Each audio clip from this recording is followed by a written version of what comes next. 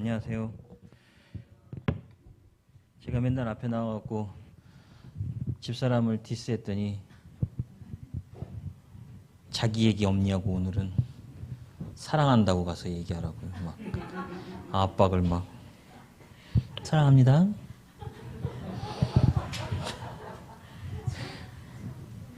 아까 목사님 저기 하음이 청소할 때 청소기 괴물 너무 공감이 가고 요즘 은채는 우와 괴물이다 이러고 쫓아다녀요. 청소하면 괴물이다 이러면서 쫓아다니거든요. 저 오늘 말씀이 제가 신년 초에 뽑았던 말씀입니다. 근데 말씀 카드를 딱 뽑고 딱 보자마자 저한테 주시는 말씀이구나. 왜냐면 아들이라는 단어가 그 말씀 구절에 아들이라는 단어가 들어가는 건 저한테 되게 특별하게 다가오거든요. 왜냐면 저 김효선 집사하고 결혼하기 전에 일주일 금식을 하러 올라가기 전 새벽에 그 사람 새벽 예배 가고 저는 이제 같이 참석했다가 저는 기도원에 올라가기 전이었는데 저한테 그러더라고요. 하나님이 자기 되게 질투난다고. 그래서 왜 그러냐 그랬더니 저는 그 전까지 하나님이 저한테 주시는 말씀에 대해서 굉장히 민감하지 못해서 되게 고민도 많고 되게 힘들어하던 시기였거든요. 그랬는데 저 사람이 저한테 그러더라고요. 되게 질투난다.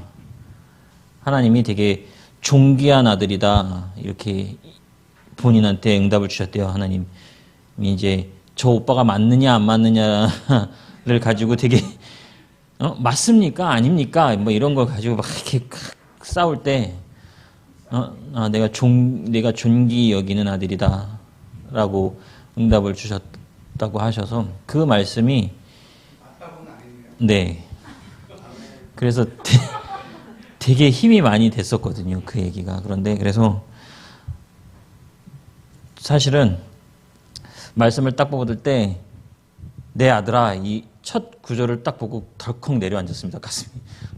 좀 이렇게 무뎌져 있었는데 아들아 이러고 부르니까 저는 아들아 이러고 부르는 게 이따가도 말씀드리겠지만 되게 경건한 게 아니라 되게 무겁고 엄숙하고 이렇게 강하고 막 이렇게 느껴져서 덜컹 좀 내려앉았었습니다. 또 막 막 명령 막 이러니까 더 그랬거든요.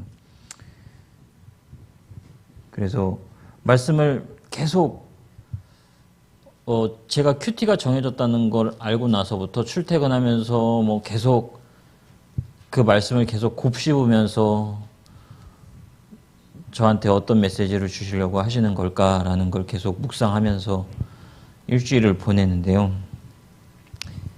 일단 근엄하고 엄숙하고 무겁고 그런 아들을 부르시는 하나님의 말씀은 잠깐 보류하면 일단 말씀 가운데 저한테 주시는 건 하나님은 평강의 하나님이셨습니다. 아들이라 부르시고 법을 잊어버리지 말고 지키라고 하십니다. 아까도 말씀드렸지만 말씀 가운데 되게 강렬한 메시지라는 걸 제가 느꼈었어요. 말씀을 읽자마자. 저한테 그 말씀의 강함이 저한테 느껴져서 아까 말씀드렸던 것처럼 좀 덜컹 했었습니다. 그리고 그 말씀의 순종의 보상 또한 모든 것을 아우르는 그 내적 외적 평강을 강조하시는 그 하나님의 평강을 말씀하시는데 사실은 제가 요즘 평강하지가 않거든요. 지금이 제일 바쁘고 제일 불안하고 제일 혼란한 시기가 딱 2월입니다. 한 달. 왜 그러냐면 학교 개학이 2월에 끝나고요. 2월에 재개학을 하거든요. 1년.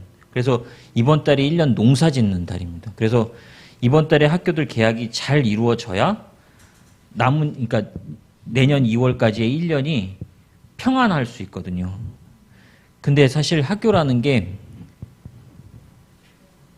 저랑 그러니까 제가 이제 학교들 한 70개 정도 관리를 하고 있고 그리고 학교에 계시는 계장님이나 실장님들 다 제가 이제 만나서 커뮤니케이션하고 1년 동안 제가 이렇게 단도리도 하러 다니고 했는데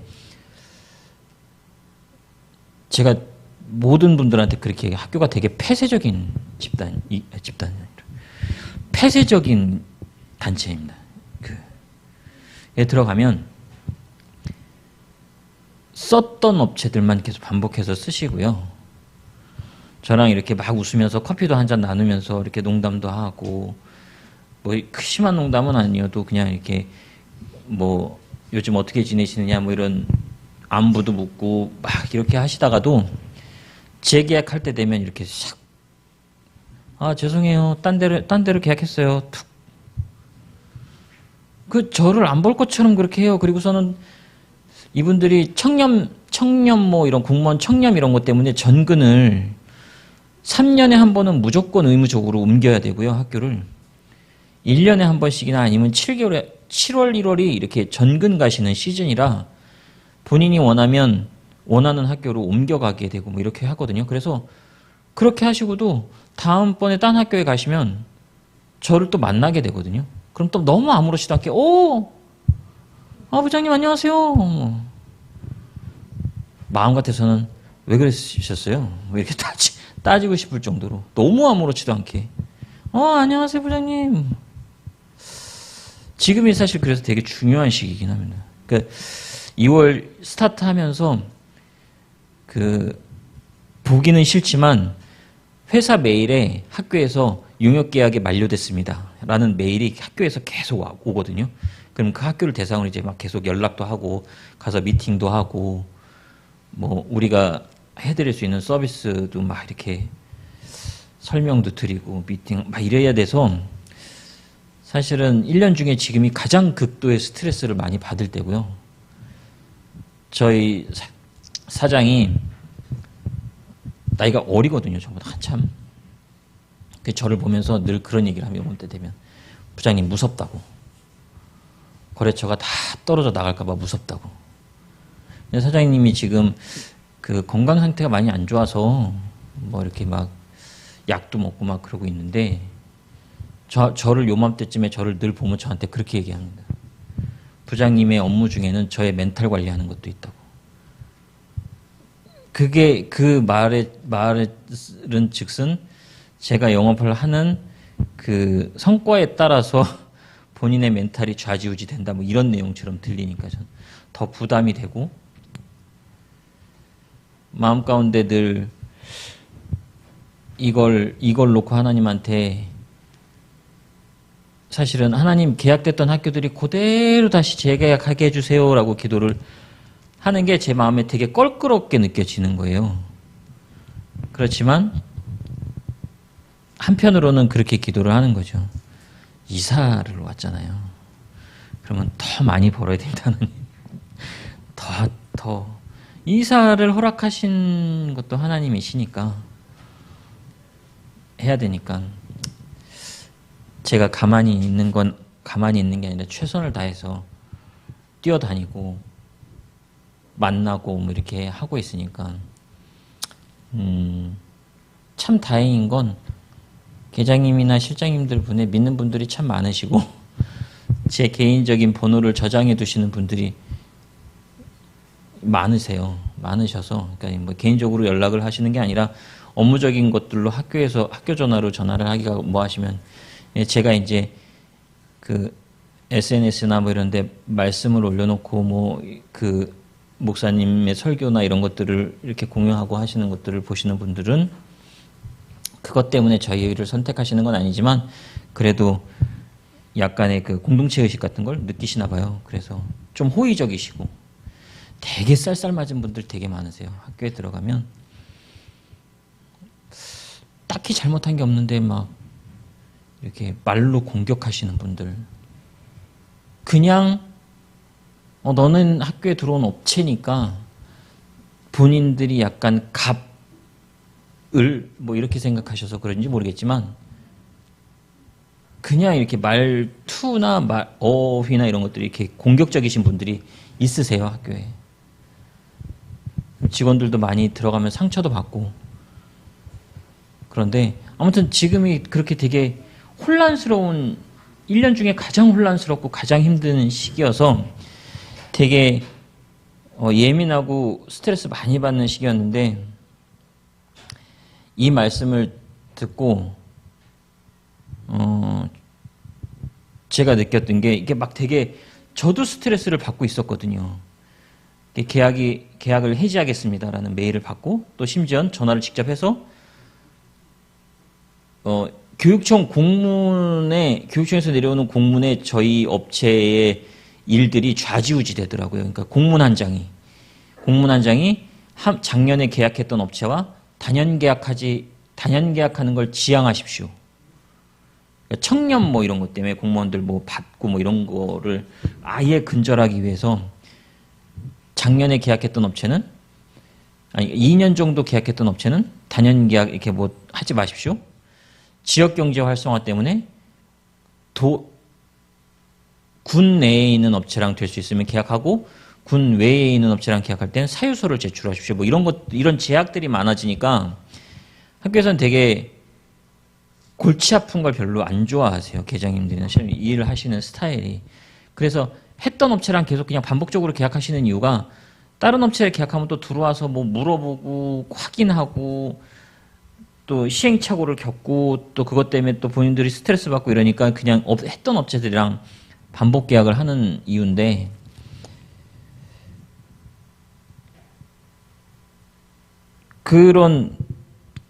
제가 봤던 그런 스트레스들이 막 되게 심하게 이제 지난주에 학교에 너무 많은 전화를 받고 하루에 보통 이제 제가 관리하던 학교들뿐만 아니라 추가로 영업해야 되는 학교들이 또 있으니까 예전에 김혜선 집사가 이 TM 쪽 업무했던 것처럼 저도 하루에 요즘 거의 한 5, 60통 전화를 하나 봐요. 학교 관계자들이랑. 그래서 전화를 끊고 한 4시쯤 되면 전화를 안 하거든요. 왜냐면 그 퇴근할 시간들 되시니까 4시 반에 퇴근들 하시니까 계속 말씀을 곱씹으면서 제가 많이 이렇게 멘탈적으로 저도 흔들리고 스트레스 받고 좀 불안하고 막 이러니까 이 말씀이 저를 부르시는 하나님의 그 단호함? 이렇게 표현하면 좀 그런가? 하나님의 결연함? 이런 것들이 느껴졌었습니다. 내 아들아 라는 단어 자체가 그 하나님의 부르심 자체가 되게 마음에 신뢰를 느낄 수 있었다고 해야 되나 제가? 불안하고 부족하고 또 저도 자책도 많이 하고 후회도 하고 학교에 들어가서 말 한마디 아주 조그만 말 한마디 실수가 나중에 되게 큰 파장을 불러오기도 하고 근데 또 그걸 무슨 본인이 제가 말 한마디 실수한 게 본인이 기분이 나빴으면 저한테 전화를 해서 직접 얘기를 하면 되는데 대표한테 전화를 해갖고서 뭐라고 따지는 거죠. 그럼 이게 돌아서 저한테 오는 거죠. 그렇다고 제가 그걸 가지고 그분한테 전화를 해서 왜 그러셨어요? 라고 따질 수도 없는 노릇인 거고 여러 가지 정황상 평강할 수 없는 상황인 것 같았는데 하나님의 이 강한 부르심에 순종해야지 살아갈 수 있겠구나라는 걸 깨달았습니다. 그래서 적용은 불안해하지 않으려고 합니다. 말로는 하나님을 신뢰하고 믿는 것이 그 믿음이 바라는 것들의 실상이요 보지 못하는 것들의 증거라고 하신 것처럼 하나님을 보지 않고 믿는 것이 은총이고 또 좀 더 정확히 짚고 넘어가자면 제가 믿는 것이 아니라 믿게 하신 것이 하나님의 은혜라고 생각을 합니다. 지금 참 이렇게 불안한 시기를 지나가고 있지만 이사도 해야 되고 또 이사하는 집에 여러 가지 또 일들도 신경 써야 되고 막 되게 혼란한 시기들을 겪고 있으니까 함께 기도도 부탁드리고요.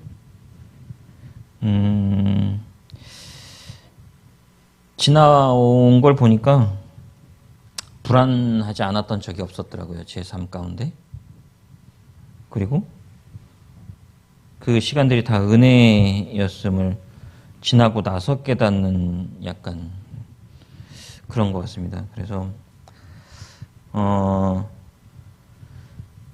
말씀을 묵상하고 말씀 그 묵상 말미에 이런 느낌을 받았습니다.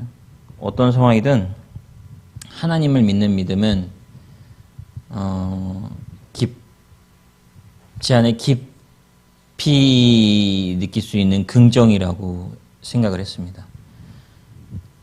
그래서 하나님을 향한 저의 믿음의 걸음이 아직 완성되지 않았다고 매번 느끼면서 살아가고 있기 때문에 올 한 해 이런 스트레스나 이런 이번 달에 그런 이사며 뭐 여러 가지 문제들 그런 것들을 잘 이겨내고 지혜롭게 어차피 겪어야 되는 거니까 지혜롭게 겪어내고 그 하나님을 향한 저의 그 미완성들을 완성시켜 나갈 수 있도록 최선을 다하겠습니다. 감사합니다.